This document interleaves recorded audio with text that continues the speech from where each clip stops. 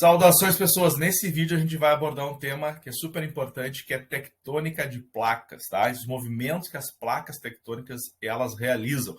Lembrando que existem os movimentos verticais, né, subida e descida, conhecidos como epirogênese, positiva quando sobe, negativa quando desce, e os movimentos horizontais que a gente vai abordar nesse vídeo.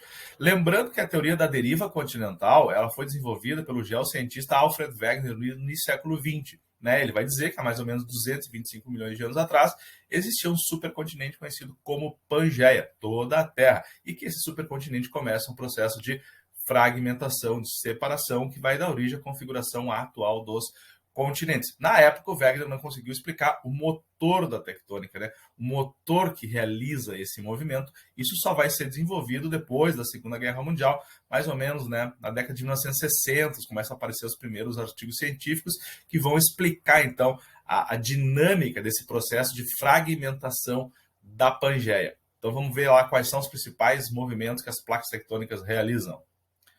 Pessoas, então olha só os três principais movimentos que as placas tectônicas realizam. Então, movimentos convergentes, quando uma placa converge em relação à outra, né, elas se chocam, tá?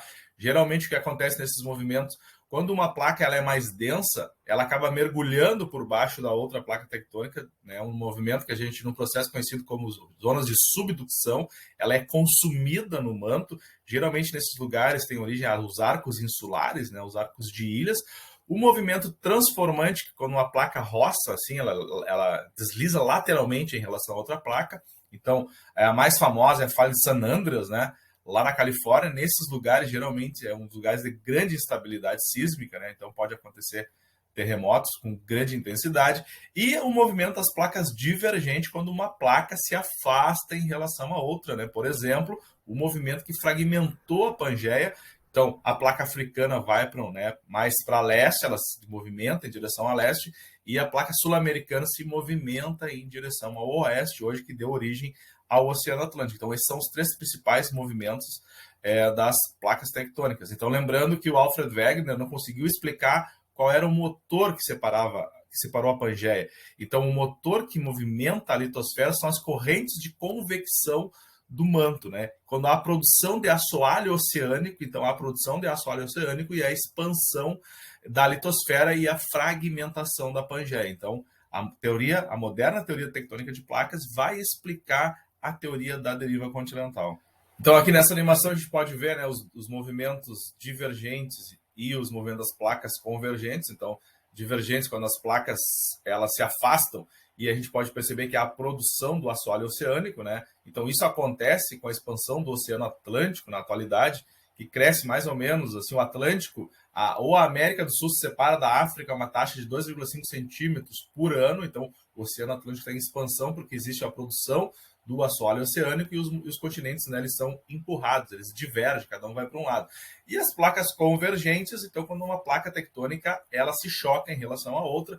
Então, por exemplo, a placa de Nazca aqui no Pacífico, né, se chocando com a placa sul-americana. Como a placa de Nazca é uma placa oceânica, uma placa mais densa, mais pesada, ela acaba mergulhando por baixo da placa sul-americana e ela é consumida no manto. Nessas áreas de contato de placas tectônicas, a gente vai ter grande atividade vulcânica, instabilidade sísmica, por exemplo, terremotos, e a produção das cadeias orogênicas, né? As cadeias, os dobramentos modernos, aquelas grandes cordilheiras que surgem durante Cenozoico, né? Mais ou menos 60, 65 milhões de anos atrás. Então a gente vai ter os Andes, a gente vai ter a Cordilheira do Himalaia, né? Os Alpes, as montanhas rochosas estão relacionadas a esse processo de choque de placas tectônicas e a formação das cordilheiras, né, das cadeias orogênicas.